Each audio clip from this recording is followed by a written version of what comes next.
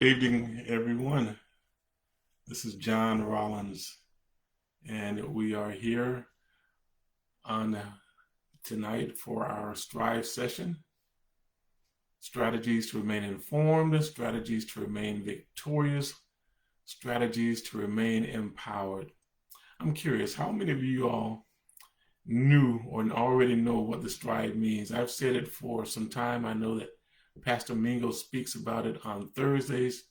So when you hear S.T.R.I.V.E, I hope that in your mind, you're thinking strategies to remain informed, strategies to remain victorious, strategies to remain empowered. We're providing you with some tips, some methods, and how and manners in which you can maximize your time while you're here on earth. We're not the only one who is giving you insight or input, and I ask that you find someone who does, and maybe you have your own strategies. But in the event that you're looking for some ideas, I'm prayerful that what we're sharing with you is helping you in some capacity. All right, strive. We are now in the last few weeks before the end of 2020. And so I hope that you've made your preparations for Christmas. Hope that you're excited about the holidays. I understand that there are some of us who may not be happy about how things are going or how things have gone for us. But I just want you to know that God loves you. He does. He really does. And regardless of how things look right now, nothing, the scriptures tells us, nothing can separate us from the love of God that is in Christ Jesus. And so I just want to hopefully share that, and hopefully someone will find it and they'll find a spark in that statement alone. All right. So our topic for tonight is spring cleaning. You see, John, it's going to be in the 20s in Florida in a few days, and you're talking about the spring. Well, that may be a reason to look forward to the spring. But we're talking about spring cleaning.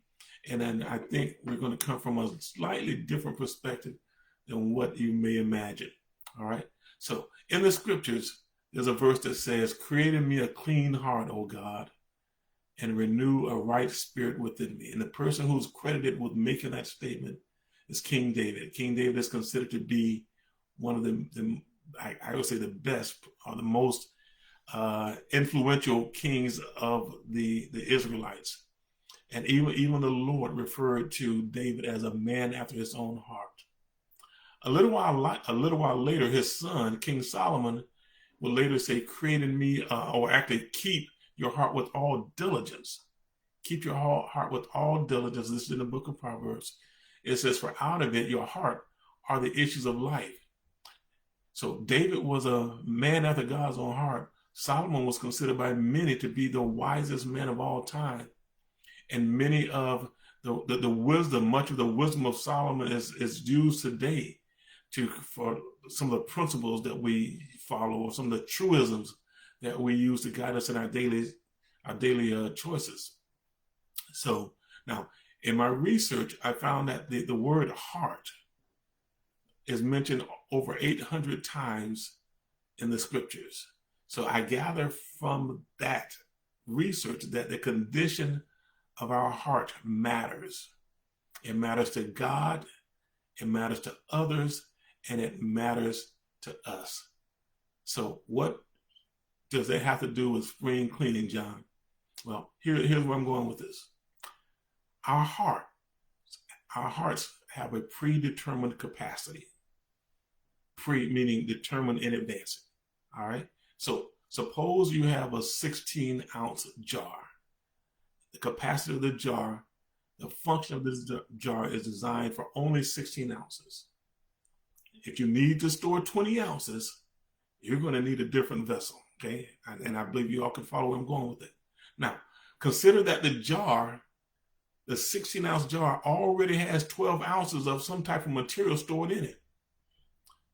Regardless of my desire, regardless of my efforts, regardless of my intentions, the capacity of the jar has been predetermined, and that will restrict what you're able to do with the 20 ounces that you need to store. Okay.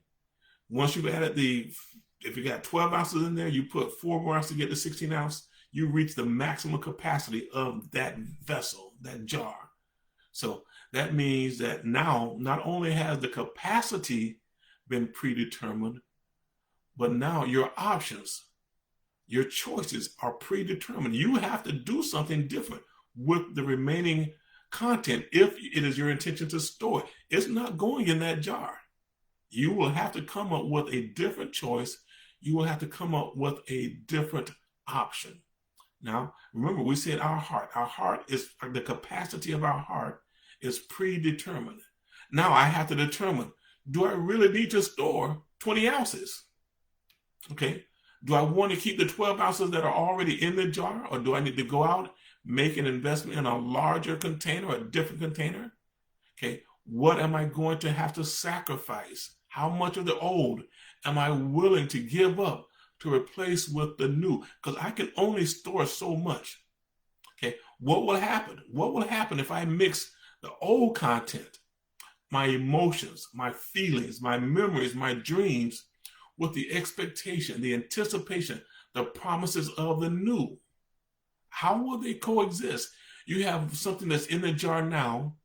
You decide that you want to put something else in that jar. How are the two things going to coexist?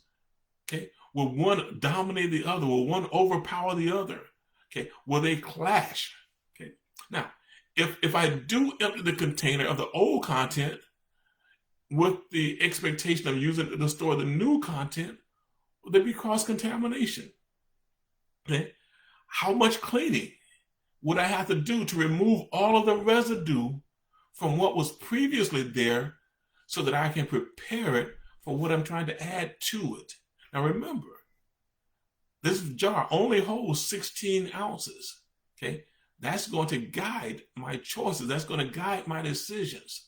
Now, I can understand somebody saying, John, I'll just go out and get a new container. And my statement to that, that's a great idea. That's a really good idea. Of course, now, where you had one container where you were focused on, now you have two containers that you have to focus on. Okay.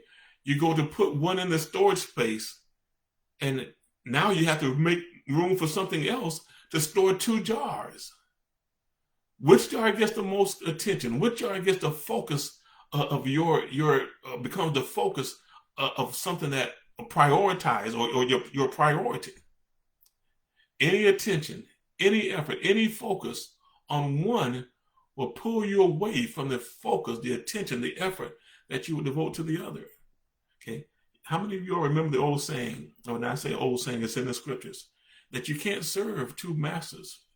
You're going to love one, you're going to hate the other. You're going to be devoted to one, the other you may despise. Do you remember hearing that a double-minded person is unstable in all his ways? Don't expect to receive anything. Okay, I said that our hearts are limited in capacity, capable of only holding so much.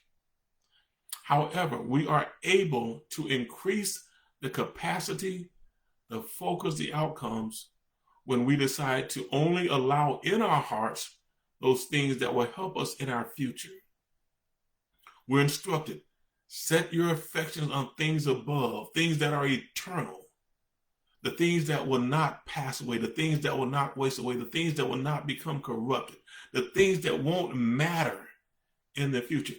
Okay, we're not to set our affections on those things, okay, on the things that are eternal. It says, for where your treasures are, that's where your heart be also.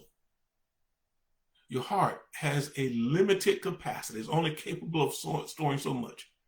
Something has to be removed in order for you to add something new to it. It's kind of like driving down the car. I'm driving down the road in your car. Let's imagine you're going on your holiday vacation. And you're packed in all of your luggage, you packed in everything that you want to take with you on that vacation. And as soon as you try to close the trunk, one of your family members comes and says, oh, wait a minute. No. This has to go with us. And you look around and you see that that's something valuable. And you can't leave that out. I don't know what it could be, but it's something that you said, no, you're right. We have to take this with us. Your trunk is already packed. It's stuffed. what are you going to do? You're going to have to remove something. You're going to have to make a decision that something that we had previously planned to include on or take with us on this trip is going to have to be left, because you found something that is of greater value that you wanted to accompany you on this trip. There's only a limited capacity. Everything can't go. So you're going to have to decide where, what, how on the things that are going to be a part of you in your future. We're not talking about the stuff that's happened in your past. There's some memories that you want to hold on to those, because those memories will help shape you or guide you, direct you into the future. But not all of them need to go along with you. There's some people that you have in your life. You had a great time with them when you were friends. You all worked together. You all laughed together. You all joked and exchanged stories about the kids. But now, where you're going, they're not going that way. You have to make a decision. What are you willing to take into your future? And once you make that decision, you have to clean some things out to make room for the new. So spring cleaning. Now, for the last, hundreds, probably since the beginning of time, there have been seasons. So you have winter, you have spring, you have summer, you have fall. So I think we went into the winter on the 21st of this month. And in a little while, we're going to have spring to come up again.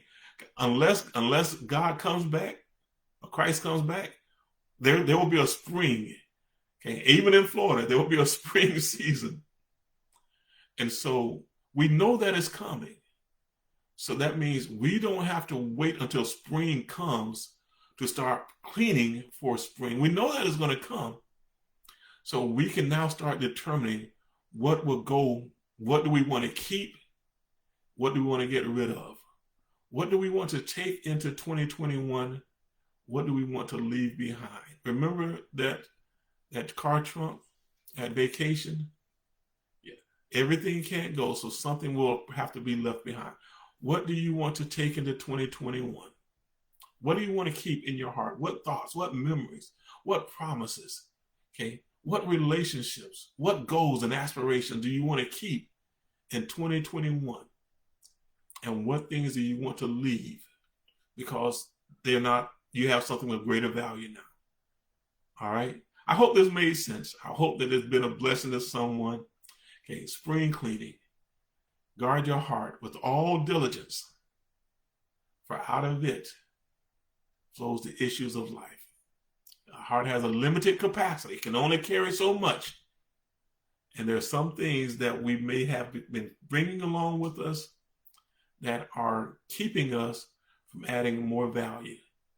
And the solution, like the psalmist said, create in me a clean heart, O God, and renew a right spirit within me.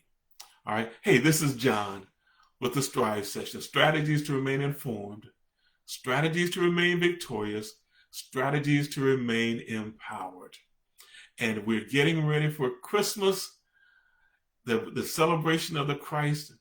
And I want to remind you, and let me say this, and I don't know if I've ever shared this on the S.T.R.I.V.E session, but where the idea of you are important, where it came from. Okay. It comes from John 3:16. The scripture says, for God so loved the world that he gave his only begotten son, that whoever believes in him will not perish, but will have everlasting life. And so the you are important idea comes from the fact that if God thought enough of you to send his son to die for you, you have value. You matter. So if you've not had someone to come into your life in the last 7 days to remind you of your worth, to tell you just how awesome you are, to let you know that without your presence, the world would not be the same, I welcome that opportunity to tell you that today, tomorrow, and forever, you are important. And don't you ever forget it. All right. This is the S.T.R.I.V.E session. I hope that you all enjoy your holidays. I hope you celebrate with family and friends. I hope you're loved on and you give love in return. All right, y'all be blessed. Bye.